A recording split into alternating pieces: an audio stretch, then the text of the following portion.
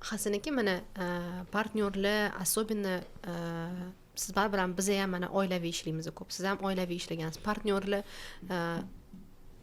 ishonmasa emas, qo'llab-quvvatlamas. ha, qo'llab-quvvatlamasa, вот раненый солдат, agar u ko'chadagi odam bo'lsa bitta отношение. Baribir ham oilaviy bo'lsa ikkinchi отношение. Rolli o'zgarib ketadi. Rolli o'zgarib ketadi. Ketadi, vajida ketadi. Ko'p odamlar aytadi, shlapalarni o'zgartirish kerak. Bu aka, uka, er, xotin, lekin ishda ham ishchi, direktor hech qachon bunaqa bo'lmaydi. Har doim biz mix qilamiz. Har doim biz haligi ishda urishib qaytib kelsangiz, anaqa bo'ladi. Qanaqa shu narsa bo'lgan? Mana shu bizani oilaviy biznes eng bolевой точкasi shu. Bundan uncha odamlar o'ta olmagan. Lekin siz yana boshidan oilaviy biznesda kiraverasiz. Biz kiraverasiz, chunki siz izначально o'sha nimadasizda DNKsiz. Endi ko'z ochib ko'rganingiz, предназначениеңiz bo'lgan. Mana o'kukalarda hammasida bo'lgan. O'kukalarning ichida konflikt intereslar bo'lgan. Hasan bilan Husan orasidagi gapimiz, masalan, konflikt interesi 4 ta arbitrajda yana 4 ta odam borda, adolat pallasini balans qo'yadigan. Men 6ni siz 9ni ko'raverasiz, hozir shu yerda 6-chisam. U farqi yo'q. Bu yoqda Hasan bo'ladimi, bu yoqda Husan bo'ladimi, bu yoqda akam bo'ladimi, onam bo'ladimi, ayolim bo'ladi, boshqa har doim bor. Bu yerdagi biznesdagi meni podдержка qilmasam, ham sen kolxoz uchun, ham sen rais uchun deb oilaviy отношениyalarga ta'sir qiladi. Munosabatlarga ta'sir qiladi. Ota-ona, bola-chaqa, aka-uka, er-xotinlarga ta'sir qiladi. Albatta bo'lgan, hammamizda bo'lgan. Единственный bizdagi izначально o'sha reglament deymizmi? Kelishuv deymiz, ota-onalarni nima qilishgani kichikroq keyslarda, $100, $1000, $1000lik keyslarda nima bo'lganda ham esdan chiqarmaylik, kichikroq narsada yutqizib katta narsani saqlab qolishimiz kerak. Oilaviy qadriyatlar birinchi o'rin. Kompromiss. Chunki mana mashinaning diskasida o'rtasida prinsip turibdi. Atrofda shina kompromiss. Shu kompromiss bo'lgani uchun mashina uzoqroq yetib boradi. Bizning atrofimizda, munosabatlarimizda mana prinsiplar turgan paytda atrofdagi kompromisslarni unutmasligimiz kerak degan жесткий изначально установкamiz bo'lgan. Ota-onanglar shunaqa. Ota-ona 4 o'g'il zo'r to'ppa-to'g'ri aytayotsan bolam.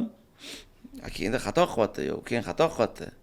Lekin biza u yesirni ko'chaga olib chiqmasligimiz, bu narsa qilishimiz, o'zimiz kompromiss topishimiz, sana bundoq qilgin, sana bundoq qilgin deb sekin-sekin chiqib ketdik. Bir yil, 2 yil bolевой точкаlardan o'tganmiz. 3-4 yil vaqt ketganlar bor, yo 1-2 oyga ta'sir qilgani bor. Farqi yo'q, er-xotinning orasida ham ta'sir qilgan paytlar bo'lgan. Hasan Husanning orasida ketgan abidalar bo'lgan. Bor bo'lgan. Oldida bundan keyin ham bo'lish ehtimoli yo'q emas, lekin o'sha situatsiya menaysa отношения. Munosabat diplomatiya sal jahl chiqqan, jim tura qolaylik degan kelishuv bor. Hasan aka, qarang hozir siz o'z novatorlik qilganda, networking qilganda siz shunaqa odamsizki, siz juda ko'p odamlar bilan muloqotda bo'lasiz-da. Ya'ni yangi odamlar bilan, eski odamlar bilan, men o'zimni primerimda aytishim mumkin, qanaqa munosabatda bo'lishingiz, hamma odamlar bilan shunaqa yaqinsiz-da, yaqin, anaqasini hurmatini ko'rsatasiz. Ko'p biznesda ko'p odamlar bilan ishlaysiz. Siz hali odam anaqa deyiladi-ku, tipi hammani yig'ib turadigan odamsiz-da. Menda ham ozgina bunaqa narsa bor. Men ko'p proyekt qilgan bo'lsam, mana bargam ishda kimdir ham aldab ketishi mumkin yoki o'sha xato bo'lishi mumkin, kimdir ham xafa bo'lasiz-ku.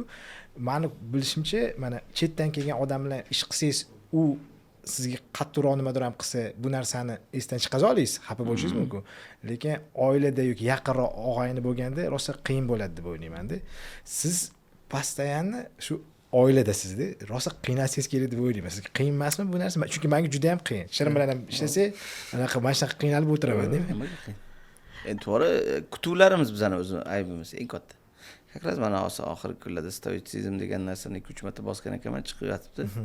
Eng katta narsa bizani yiqitadigan o'zimizning problemamiz, ayb o'zimizda, noto'g'ri kutuvlarimizda, ajdanilarimiz. Ota-onadan noto'g'ri kutuv qilganmiz. Huquqidan noto'g'ri kutuv qilganmiz, ayolimizdan noto'g'ri kutuv qilganmiz. O'sha kutuvimizni oqlamasa, o'zimiz baxtsiz qilib, o'zimiz abidalar.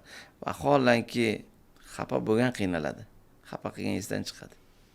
U bejarada xafa qilgandan xabari yo'q bir xil payt. Siz ichingizga olib yurasiz. O'shaning uchun eng katta narsa kutuv. sizlardan asli o'rganishimiz kerak. Rossiyada bu normal psixologlarga borishyapti. O'zi bilan bundoq suhbat qilib, ichini razborlar qilyapti.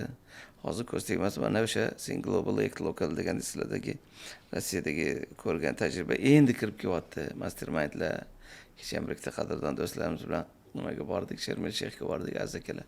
Qatardagi nimalarni aytib berishyapti. Mayli, endi kelyapti-da.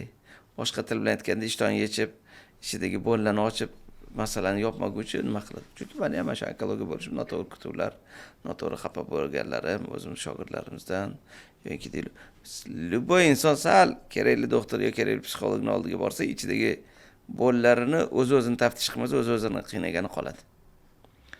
Ishoning, kimdir otasidan xafa bo'libdi, kimdir onasidan xafa bo'libdi, kimdir akasidan, kimdir xotinidan, kimdir ukasidan, kimdir sherigidan.